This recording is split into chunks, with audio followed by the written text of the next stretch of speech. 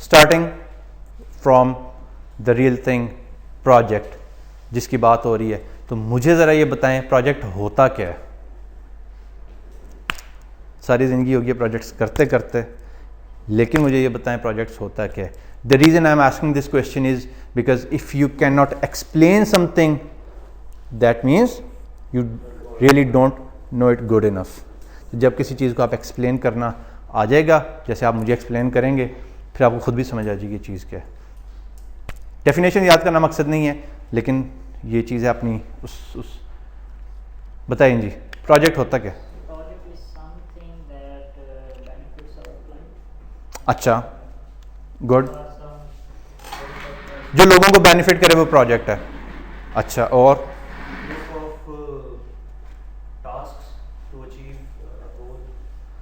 अच्छा, इमरान साहब? Project is something that anything that you want to complete, you want to accomplish, you want to reach some point.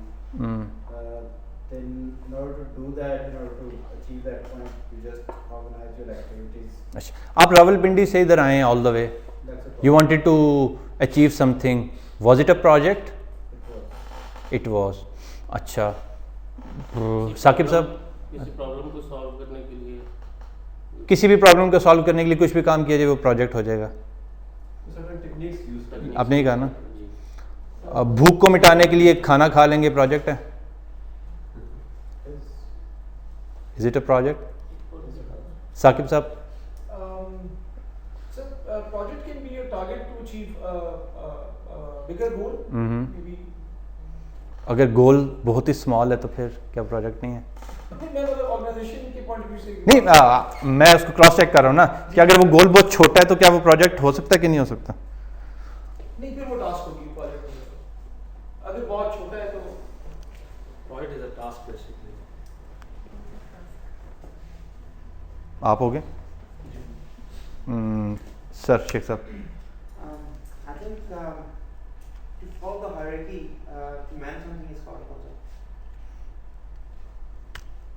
So anything that has some defined goals. Define start and finish and timelines. Okay, this is very good thought. Smart task to bring something useful. अच्छा, कोई भी काम किया जाए जिससे एक या एक से ज़्यादा प्रॉब्लम्स सॉल्व हो रहे हों और एक से ज़्यादा आउटपुट्स मिल रही हों, वो टाइमलाइन पे भी चल रहा हो, क्या वो प्रोजेक्ट है हर ऐसी चीज़? यस और नो? कुछ तो बोल रहे हैं। No, my answer is no. Why no? इसकी हम डेफिनेशन देखते हैं और इस फ्रेम के अंदर डाल कर देखते हैं। जो चीज़ इसके अंदर डलेगी वो प्रोजेक्ट होगा, जो इससे बाहर गिर जाएगा it will gonna be something else. वो समथिंग एल्स क्या है वो थोड़ी देर बाद देखेंगे, लेकिन पहले ये देखेंगे इस फ्रेम के अंदर क्या चीज़ आती है। Project is a temporary effort undertaken to produce a unique product, service और रिजल्ट। इस डेफिनेशन के अंदर तीन चीज़ें हैं, तीन पैरामीटर्स हैं। अगर आपका कोई काम इन तीन पैरामीटर्स के ऊपर पूरा उतर रहा है then that is your project, otherwise it is something else. तो पहला पैरामीटर क्या है? It's a temporary effort. जैसे उन्होंने कहा था, your effort must have a start date and must have a finish date. अगर आपके काम की फिनिश डेट नहीं है तो वो प्रोजेक्ट नहीं है, इट इज समथिंग एल्स, यानी कि वो कोई ऑन गोइंग एक्टिविटी है। HR मैनेजर रोज आता है, रोज अपना काम करता है, घर चला जाता है, उसके काम की कोई डेडलाइन नहीं है, वो रोज वही काम कर रहा है, ठीक है। So he is not working on a project, he is doing something else. Accounts manager आता है, लोगों की सैलरीज बनाता है, बनाकर घर चला जाता है, रोज वही काम कर रहा है ओवर एंड ओवर अगेन, तो it's not a project, it is something else. इसकी डेडलाइन कोई नहीं है। एक बेकरी है, उसमें रोज बिस्किट्स बन रहे हैं, बनते चले जा रहे हैं, and the bakery will gonna keep doing that till that bakery is on the job, right. So your effort has to be temporary in nature. Temporary का मतलब ये है कि उसने एंड लाजमी होना है और आपको उसकी एंड डेट पता होनी चाहिए, बेशक वो 10 साल बाद की है, 5 साल बाद की है, दैट डजंट रियली मैटर। उसमें सर जो एचआर मैनेजर है या आप अकाउंटेंट के लिए बात कर रहे हैं, अगर वो आता है और से अकाउंट मैनेजर को ले लेते हैं तो उसके लिए एक प्रोजेक्ट हर महीने है कि at the end of the month उसने कैलकुलेट करनी है, सैलरीज डिस्बर्स करनी है और उसको कंप्लीट करने के बाद। अभी मेरी डेफिनेशन कंप्लीट नहीं हुई ना, अभी तो मैंने एक पैरामीटर बताया।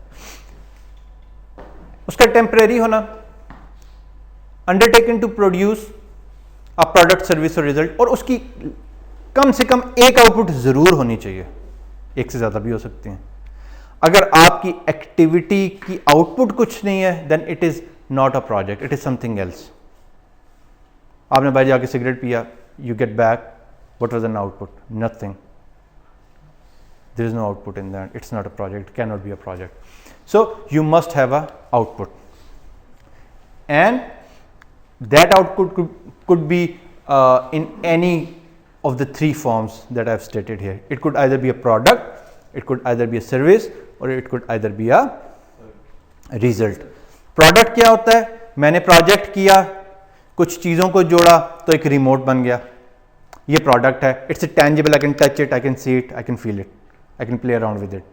मैंने काम किया, कोई प्रोजेक्ट किया, मैंने ये बिल्डिंग खड़ी कर दी, it's a tangible product. So it could either be a product, it could either be a service. मैंने कुछ ऐसा काम किया जिससे कोई सर्विस बन गई जिससे लोग फ़ायदा उठाते हैं। मिसाल के तौर पर 1122 सर्विस बन गई, मिसाल के तौर पे हॉस्पिटल की इमरजेंसी वार्ड की सर्विस बन गई, जैसे टेलीकॉम की इंटेंजिबल सर्विसेज होती हैं, फलाने पैकेज, यू नो, वो चीज़। और तीसरी चीज़ कोई उसका रिजल्ट होगा। For example if I ask you run a project and evaluate the primary education level in sector I9 Islamabad, United Nations वाले जैसे प्रोजेक्ट करते हैं, उसकी क्या आउटपुट है?